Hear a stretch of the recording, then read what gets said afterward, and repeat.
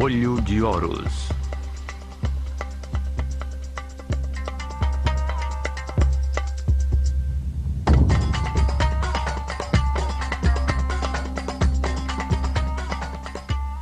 Nona parte. Kom Ombo, o Portal da Liberdade.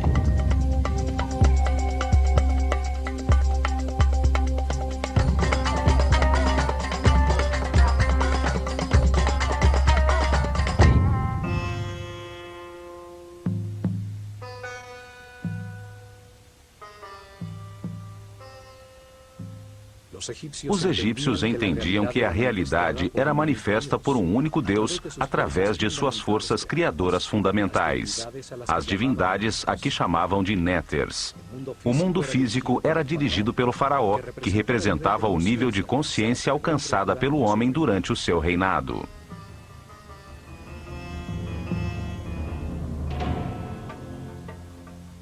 O faraó era a encarnação do Ka real, um único espírito que evoluía reencarnando de faraó em faraó. Isto o transformava numa divindade intermediária entre o homem e Deus, encarregado de conservar e aperfeiçoar a ordem no mundo físico egípcio. Seu universo espiritual era guiado pelo Hierofante, sumo sacerdote da escola de mistérios do Olho de Horus, primeiro servo de Deus, Hen-Neter-Tep, o grande vidente.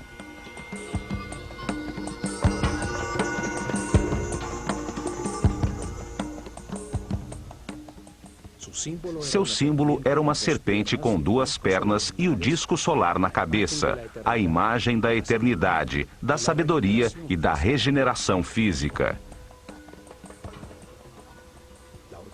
A organização sacerdotal sob seus cuidados se dividia em 3 grupos.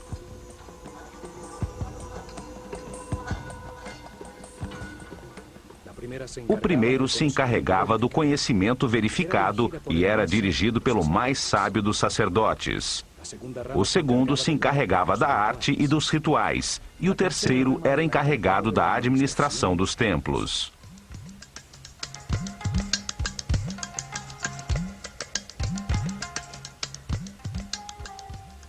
Os sacerdotes do conhecimento eram os pedagogos incumbidos de preparar os herdeiros de sua casta. Eles transmitiam as verdades herdadas desde as origens da escola de mistérios na desaparecida civilização Atlante. Verdades já comprovadas sobre o funcionamento do universo. O conhecimento no mundo egípcio era transmitido com exclusividade aos iniciados da escola, que demonstravam com provas e atitudes perante a vida que podiam receber sabedoria e não fazer mau uso da mesma. A revelação é o verbo. Eram chamados de Rihabet, ou sacerdotes do conhecimento. Eles ensinavam a linguagem simbólica, a escrita, as matemáticas, a astronomia e o controle das forças fundamentais. A este grupo pertenciam os Kabirim, os medidores do céu, que registravam em todos os templos a abóbada celeste, fixando pelas estrelas o momento exato dos rituais diários, das festas anuais e da mudança que anunciava o fim de uma era e o começo de outra.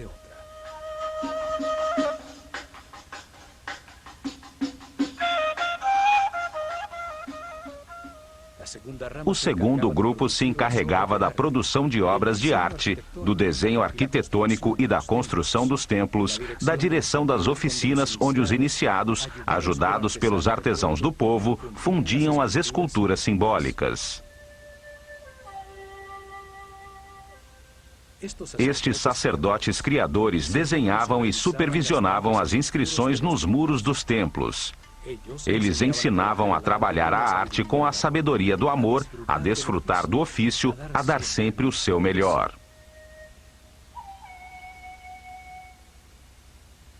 Desenhavam os símbolos, ferramenta fundamental dos rituais, os objetos e as figuras simbólicas. E depois determinavam o que se devia fazer regularmente com eles nos momentos cósmicos, tais como os solstícios e os equinócios.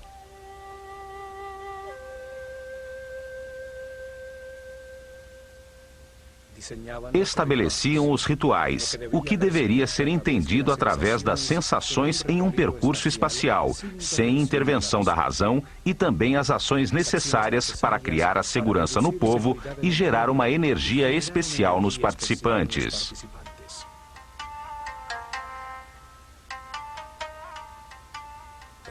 O ritual induzia os sacerdotes da escola de mistérios do Olho de Horus a ter autoridade perante o povo, utilizando o controle da intuição, da percepção do ser humano, independente de seu preparo ou nível de consciência.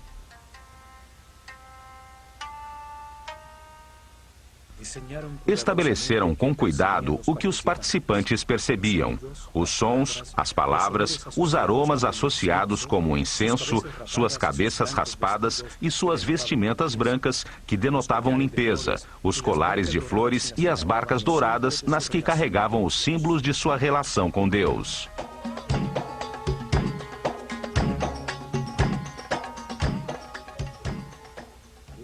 Usavam o ritual para transmitir ao povo a hierarquia e a ordem da sociedade que organizaram, utilizando ferramentas singelas, tais como a riqueza das vestimentas, sua visualização, a arrumação ou a quantidade dos participantes.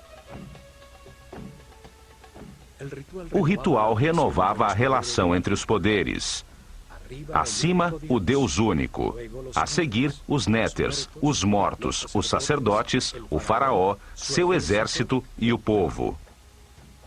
Os rituais aproximavam o homem do sagrado, induziam emoções intensas que impulsionavam suas ações de uma forma suave.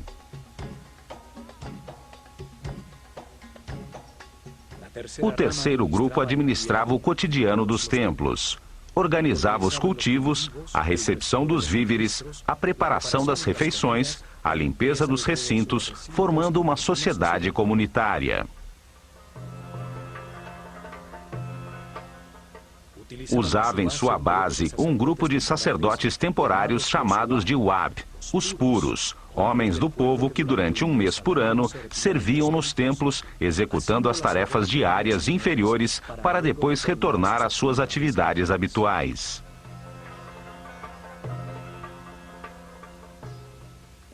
Alguns viviam no campo, cultivando os terrenos cedidos pelo templo em volta dos seus muros externos. Chegavam ao amanhecer para realizar os rituais de purificação para entrar no templo e continuar com suas atividades diárias.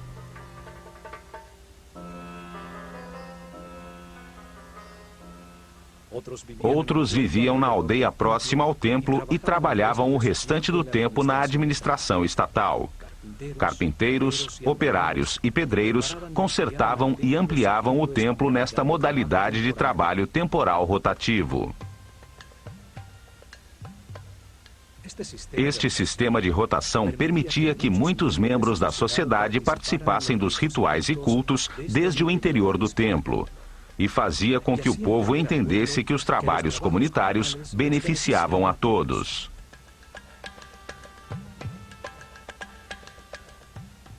Os três grupos convergiam nos templos, os lugares onde se organizava a ordem, o Ma'at, a busca do equilíbrio harmônico temporal. Ali, o homem se submergia no espaço sagrado orientado para o cosmo, registrando seu permanente movimento.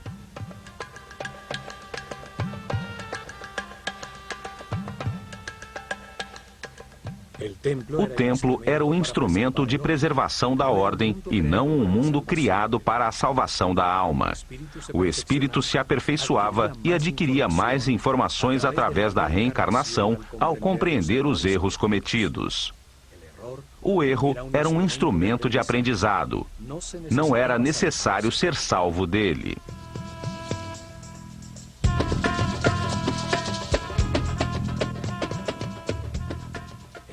O templo era o lugar onde se encontravam as duas forças fundamentais, a força do caos e a da ordem. Ali se atingia o equilíbrio necessário, a harmonia que leva ao aperfeiçoamento de todos os indivíduos da sociedade.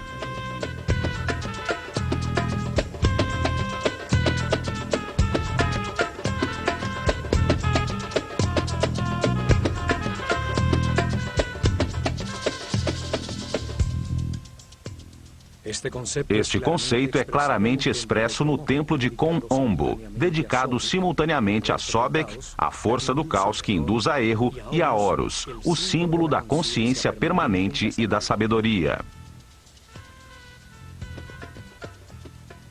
Neste templo, os iniciados da escola começavam o seu aperfeiçoamento espiritual. Aqui chegavam a transcender o medo e os atos automáticos do instinto de defesa, a controlar o chakra raiz.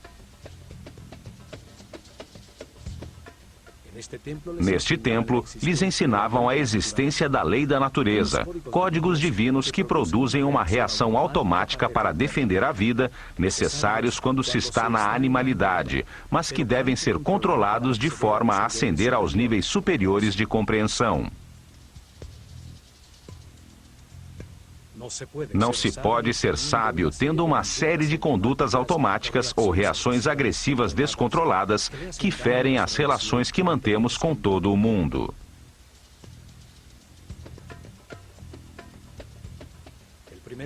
O primeiro nível de compreensão terminava quando entendiam que a vida é eterna, que a morte é uma porta no processo de reencarnações, quando controlavam as reações automáticas de agredir para defender a vida. Isto era demonstrado ao sobreviverem à prova da morte no centro conceitual dos dois altares, demonstrando sua audácia, segurança e confiança ante a perfeição de tudo que ocorre no universo, como veremos neste programa.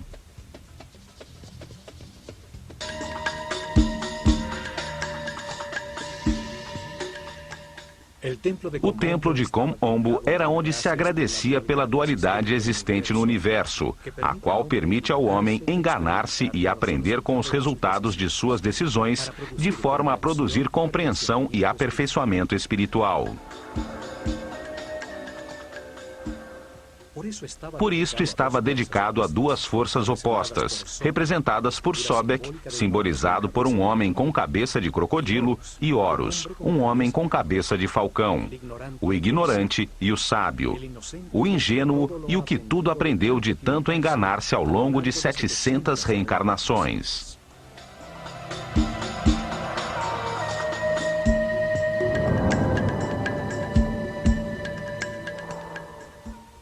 Situado às margens do Nilo, a 48 quilômetros ao sul do templo de Edfu, a aproximadamente 25 graus de latitude norte e aos 34 graus de longitude leste, encontram-se as ruínas do templo ptolemaico de Kom-Ombo, chamado antigamente Pa-Sobek, o domínio de Sobek, força simbólica representada por um crocodilo. Neste lugar não existe um grande complexo como em Edfu ou em Dendera. O templo era protegido por muros elevadíssimos e o povoado estava em volta de um forte do exército imperial, onde os elefantes africanos eram treinados para a guerra. Ali, desde tempos muito remotos, ao lado do desaparecido forte, existiu um templo dedicado a honrar a polaridade, a dualidade de tudo neste mundo. Durante as dinastias ptolemaicas, o templo foi reconstruído, e são suas ruínas as que chegaram até os nossos dias. Kom-Ombo estava voltado para os 43 graus e meio sudeste, em direção à estrela Alfa do Centauro, uma estrela do hemisfério sul, que anunciava o surgir do Sol no equinócio de outono. O templo, dividido ao meio, é dedicado por igual a Sobek e a Horus, os dois extremos do caminho do aperfeiçoamento. Sobek, o começo do caminho, a ignorância e a animalidade.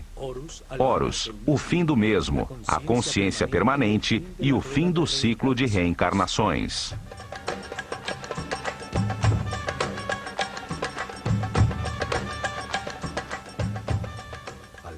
À frente, havia um pátio aberto formado pelas ruínas de 16 colunas de um corredor coberto. Até aqui, o povo podia entrar. Uma marca nas colunas dava autorização, o símbolo da ave sobre a semicircunferência em honra ao faraó.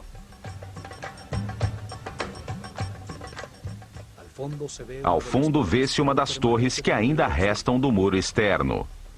Talhados em seus muros, vemos as duas figuras simbólicas frente a frente e o faraó Ptolomeu V que ordenou a reconstrução do templo.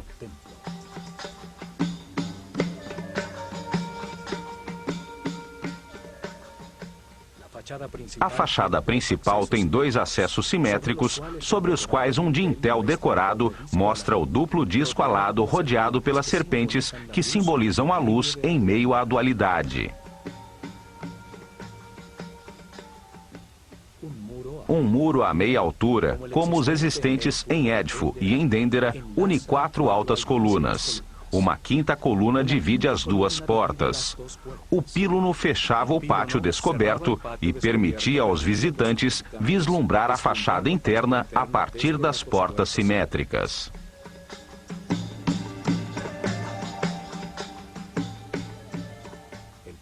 O pátio das colunas era menor que o do templo de Édifo. À sombra de suas desaparecidas galerias, os iniciados da escola de mistérios se refugiavam do sol.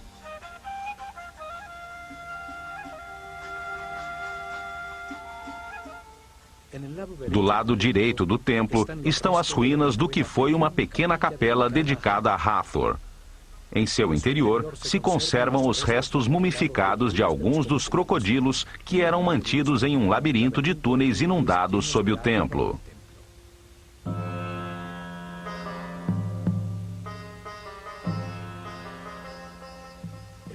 O crocodilo é um dos animais mais duros e resistentes. Sua pele é muito densa, é como o metal dos animais.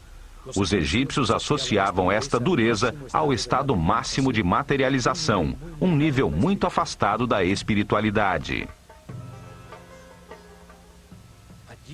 Aí o espírito começa seu caminho de liberação das limitações materiais, à medida em que vai compreendendo como o universo funciona.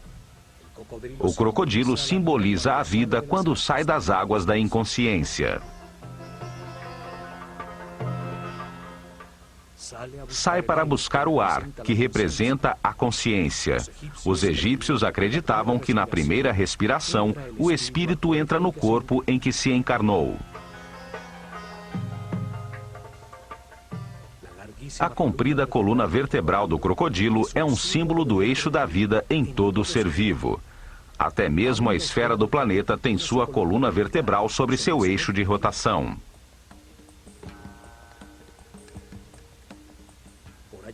Por ela se movimentam as forças eletromagnéticas que lhe dão vida e que formam um campo protetor das radiações solares ultravioletas em volta do planeta, permitindo o desenvolvimento da vida e a evolução da consciência. Sobek, o crocodilo, e Tuaret, a hipopótama, representavam nos mapas celestiais as estrelas circumpolares que, situadas sobre o eixo de giro do planeta, brilham fixas por milhares de noites sobre os polos.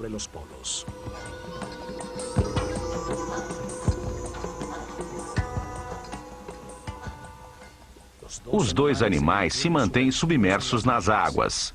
Reinam na escuridão, subindo ocasionalmente à superfície em busca de ar para respirar.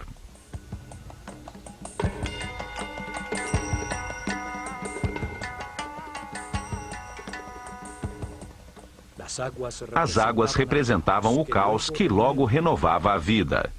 As águas do Nilo, coluna vertebral do Egito, transbordavam periodicamente arrasando tudo, para em seguida produzir o crescimento da vegetação e da fauna.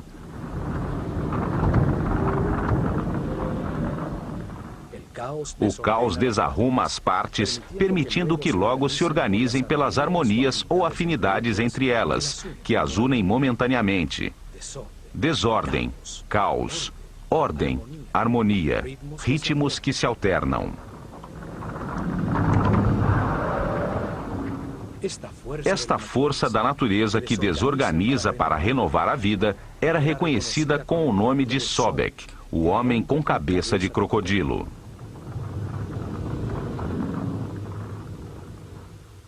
Sobek pertence à corte de Set, o senhor da escuridão, a força que leva o homem ao materialismo, à sensualidade, que atrasa seu caminho evolutivo e que semeia em sua vida decisões erradas para que aprenda com seus próprios erros.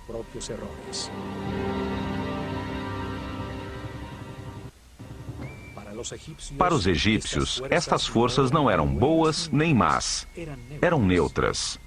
Foram criadas por Deus para permitir o erro e o sofrimento, que trazem compreensão ao homem, levando-o à imortalidade e à consciência permanente.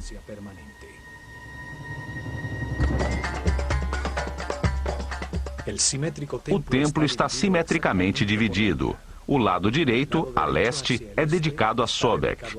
O lado esquerdo, a oeste, a Horus. O princípio e o fim do caminho evolutivo da consciência.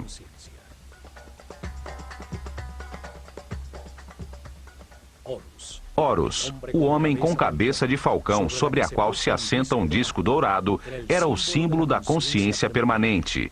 Representa um homem que aprendeu tudo nesta escala da realidade. Um ser imortal ascendido nas hierarquias do universo.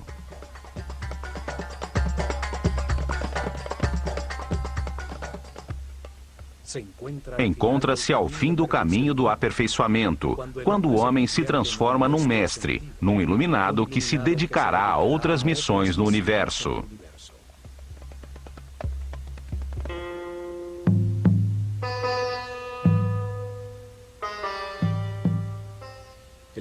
O faraó Ptolomeu VI iniciou a reconstrução do antiquíssimo templo e sua decoração interna foi concluída sob Ptolomeu XII, quando a civilização egípcia estava desaparecendo.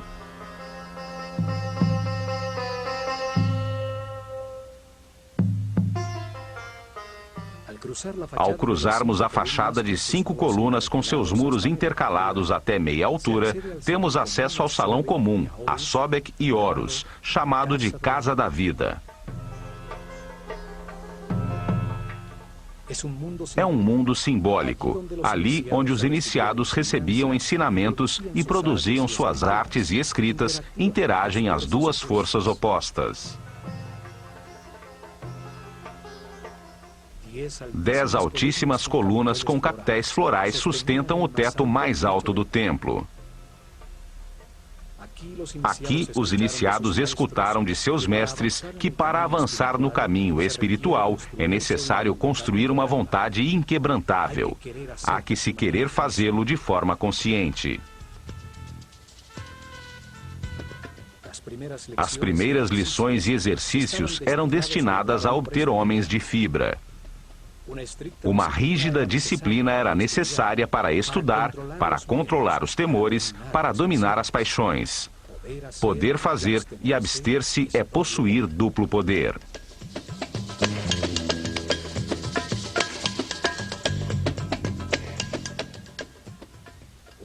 Um compromisso além da morte era estabelecido para manter-se uma total discrição e um silêncio absoluto sobre as verdades reveladas.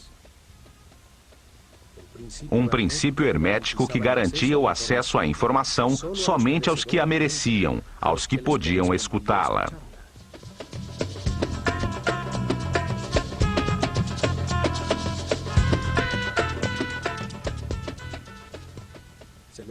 Era-lhes revelado que quando ainda não existem a consciência e o livre-arbítrio, são necessários os instintos, as condutas e reações automáticas. A lei da natureza codifica essas reações em todos os animais para defender e gerar a vida.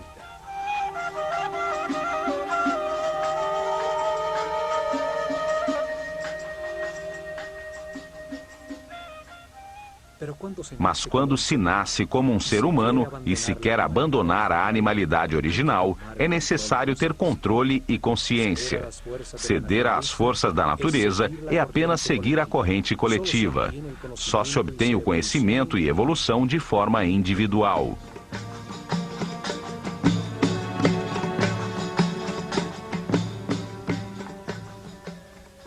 Na penumbra deste salão, via-se em seus respectivos santuários as reluzentes figuras douradas de Sobek e Horus, à vista dos iniciados no início das procissões nas festividades dos solstícios e dos equinócios.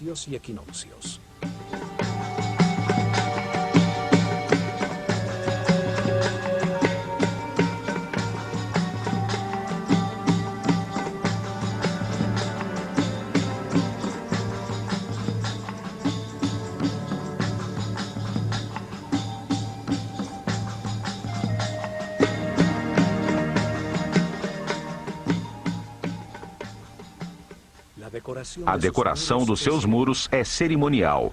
O faraó é abençoado por Sekhmet e Horus do lado direito e por Ísis e Thoth do lado esquerdo.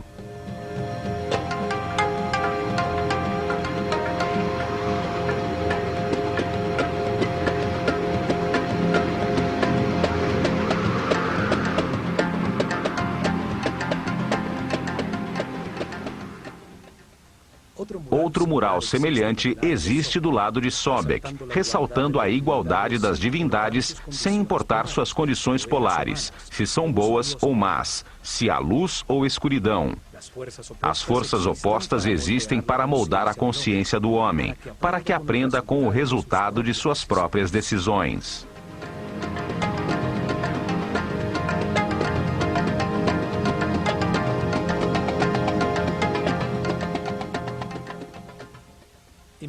Logo a seguir, chega-se a um espaço transversal onde se encontram o Salão das Purificações e o Salão de Recepção das Oferendas do lado de Horus.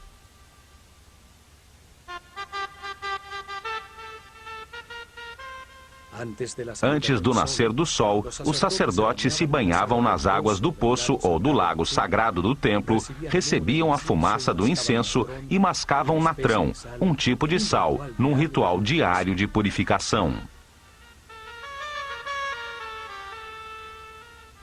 Os banhos purificadores se repetiam ao meio-dia e à noite.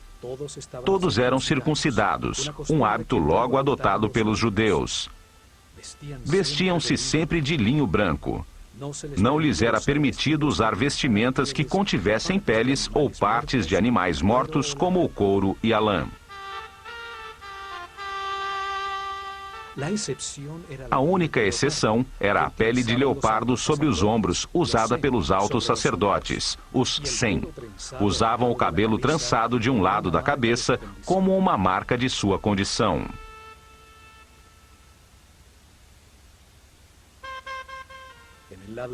Do lado esquerdo do templo, existe um poço profundo com uma escada que submergia sob o Nilo.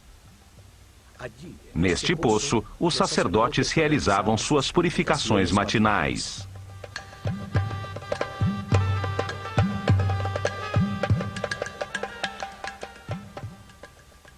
Uma abertura superior permitia que a água enchesse um pequeno aqueduto, que mantinha cheia uma piscina não muito profunda do lado esquerdo do templo, onde ficavam os crocodilos dedicados a Sobek.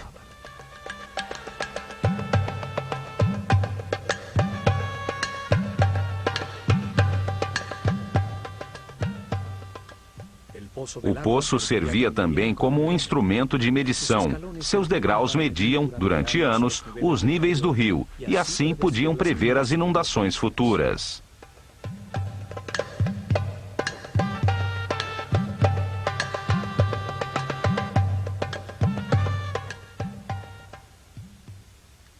Nos muros de Kom Ombo ficaram registradas as festividades anuais que se realizavam em todos os templos do Egito.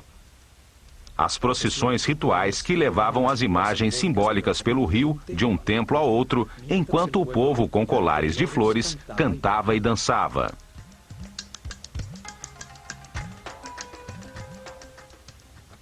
Em seguida, encontramos o corredor das escadas que conduziam ao terraço do templo, num esquema semelhante ao dos templos de Edfu e Dendera. Uma escada em caracol de um lado e a escada reta rente ao muro do outro.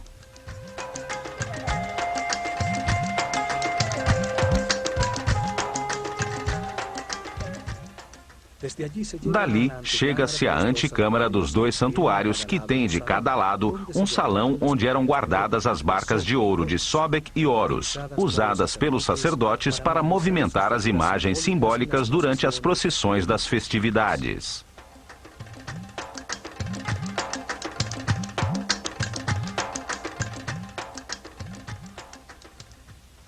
Aqui existe um mural em baixo relevo, onde aparecem Ptolomeu e sua esposa Cleópatra, na presença de Horus e Sobek.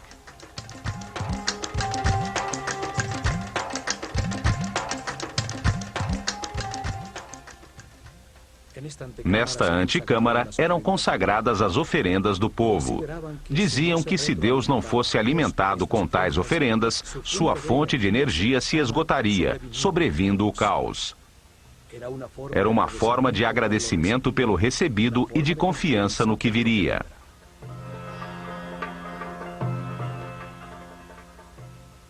Chegavam diariamente ao templo pão, cerveja, frutas, vegetais, mel, azeite, perfumes, velas, sal, natrão e tecidos de linho, que eram recebidos pelos sacerdotes no salão das oferendas, e a seguir colocavam na antecâmara como uma forma de agradecer a Deus por sua abundância.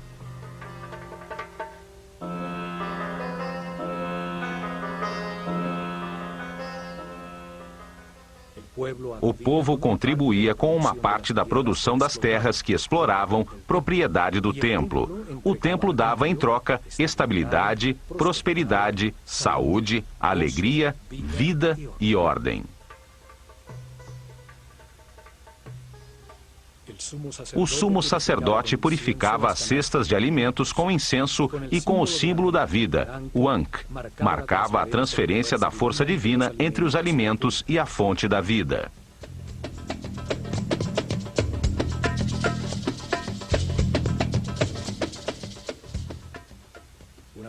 Depois de consagradas, as cestas com os alimentos eram levadas ao exterior da Casa da Vida, ao pátio das galerias, onde era distribuída entre os moradores do complexo religioso.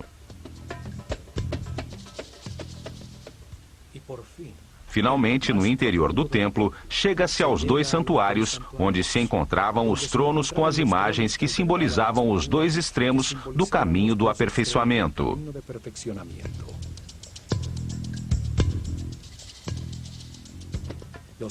Os raios de sol ao amanhecer desterravam a escuridão, permitindo ao sumo sacerdote do misticismo abrir as portas do santuário e queimar incenso em seu interior. Rompia os lacres de óleo das portas do naus, fazendo surgir o símbolo divino, para agachar-se ante ele e beijar o chão que o sustentava.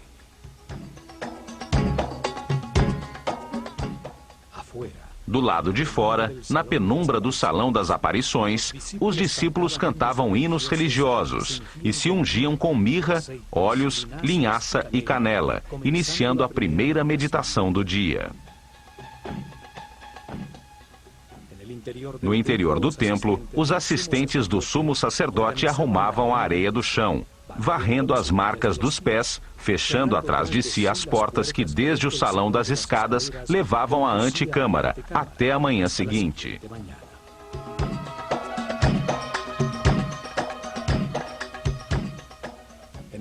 No centro simbólico das forças opostas, entre os dois santuários, encontram-se os restos de um muro duplo. Em seu interior ficava um espaço secreto. Do lado direito deste espaço secreto, encontrava-se o Santuário da Luz e do lado esquerdo, o da Escuridão.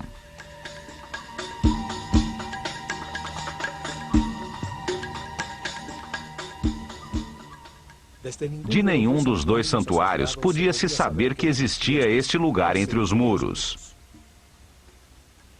Neste espaço, que era mantido cheio de água até o topo e com acesso no terraço do templo, era onde os iniciados tinham que passar pela prova da morte.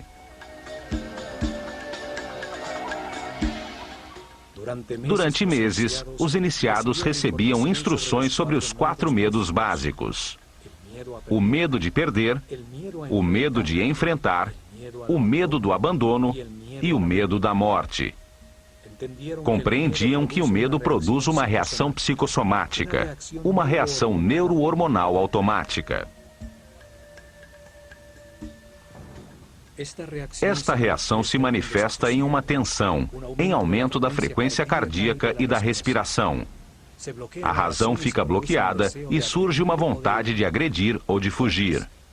Todas elas reações automáticas fora de controle que produzem uma perda da paz interior e da energia vital.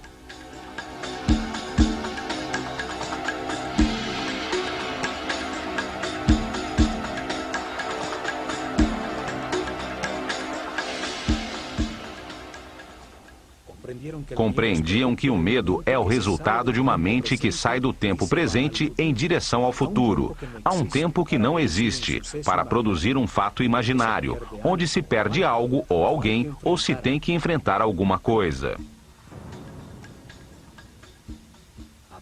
Aprendiam a disciplinar a mente de forma voluntária e consciente, guiando-a com pensamentos escolhidos. Aprendiam a mantê-la sempre no tempo presente, o único em que se pode decidir e agir.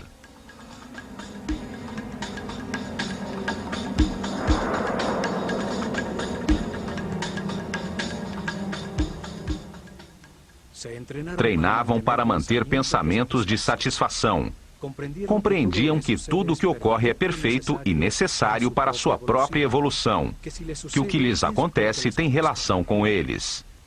Assim, aprendiam a evitar os pensamentos negativos, a confiar no universo, a manter-se em paz e harmonia.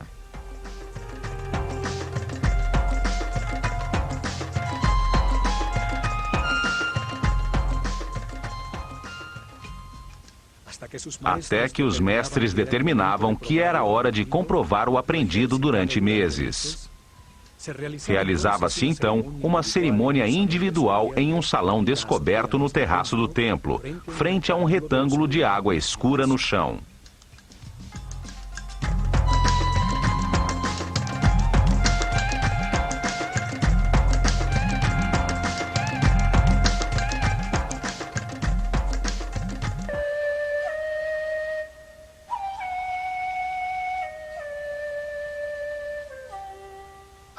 Ao começar o dia, após o banho de purificação, o discípulo e seu mestre subiam pela escada reta até o terraço, chegando ao salão das cerimônias descoberto, frente a um retângulo de água no chão.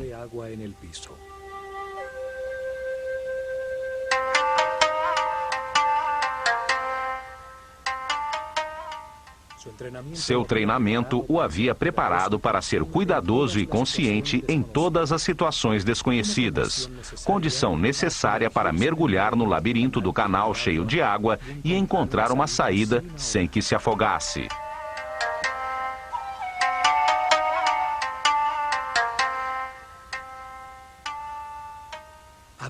Chegava a hora de demonstrar o compromisso temerário de escapar ou morrer.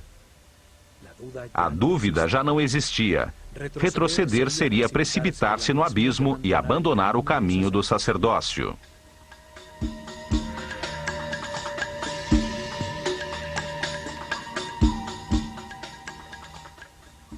Com uma tomada de ar, o símbolo do espírito e da consciência mergulhava numa espécie de túnel vertical com reentrâncias, como num labirinto que afunilavam a passagem. Nadava com decisão até o fundo, atravessando a abertura em direção ao resplendor da luz.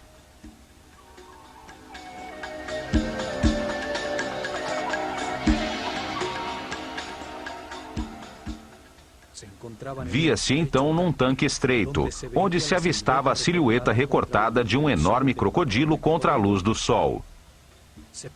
Podemos imaginar o medo que pode ser produzido e o controle que se tem que ter sobre a mente para permanecer calmo e examinar em volta.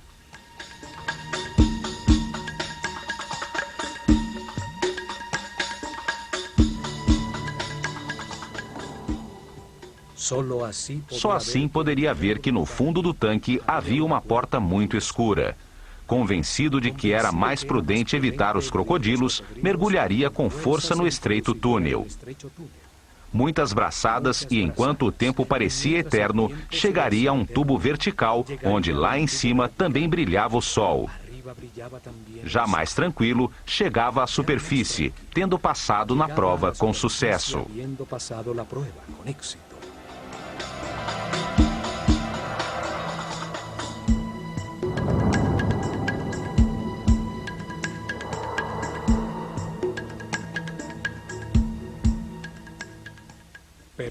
Alguns, porém, em razão do pânico ou em um estado de total irracionalidade, emergiam rapidamente ao lado do crocodilo, que era mantido bastante alimentado para não atacar, e eram informados de que haviam falhado na prova, que a saída não se encontrava passando ao lado do animal.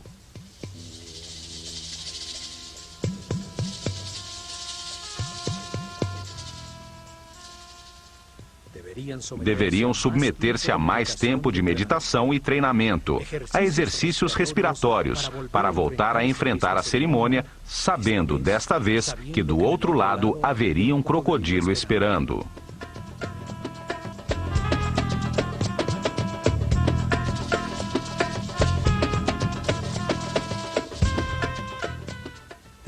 Após os santuários com o tanque central de prova, sobre um segundo corredor perimetral se encontram 6 capelas, 3 de cada lado de um espaço central com a escada que conduzia ao terraço do templo.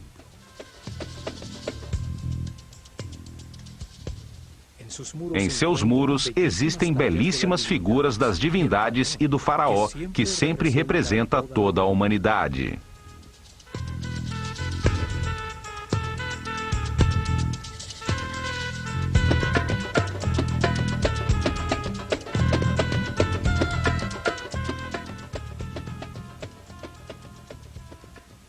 Neste corredor perimetral se encontra a famosa cena onde o imperador Trajano se ajoelha ante Imhotep, o arquiteto de Saqqara, que lhe apresenta uma série de instrumentos cirúrgicos, fórceps, pinças cirúrgicas e tabelas farmacêuticas.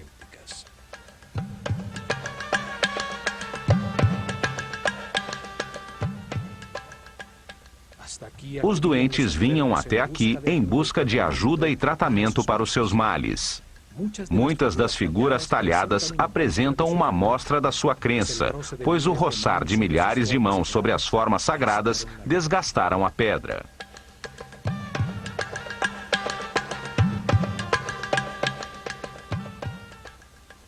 Neste muro também se encontra uma porta simbólica que existe na mente de todo ser humano. Ela se comunica de um ponto central, neutro na dualidade, com as dimensões superiores. O mesmo caminho que o iniciado utilizou entre os 2 santuários para avançar ao nível seguinte de seu treinamento.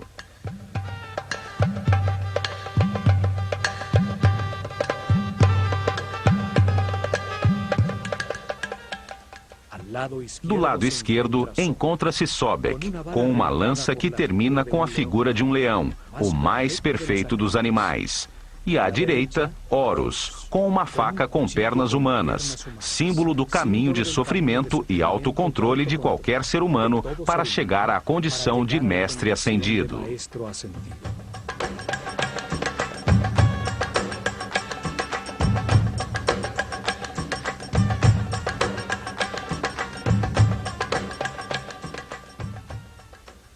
Entre os dois, um cântico de louvor, coroado por Maat, símbolo da ordem e do equilíbrio entre as duas forças opostas, o materialismo sensual de Sobek e a espiritualidade consciente de Horus.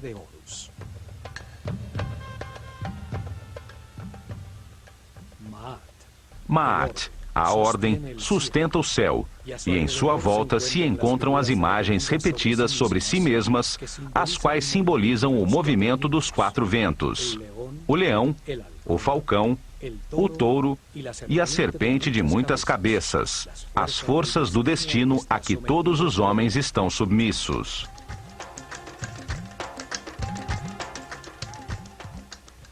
Curiosamente, estes mesmos símbolos foram usados posteriormente pelos cristãos para representar os 4 evangelistas.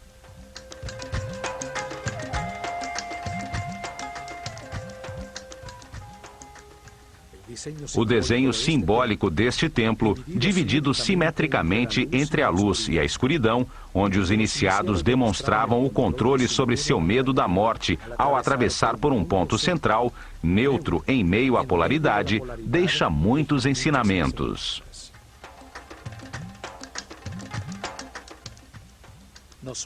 Mostra-nos que a realidade é o produto de nossos pensamentos, que o controle consciente dos instintos automáticos e a permanência no presente são a porta de entrada para os níveis de maior harmonia, paz e felicidade.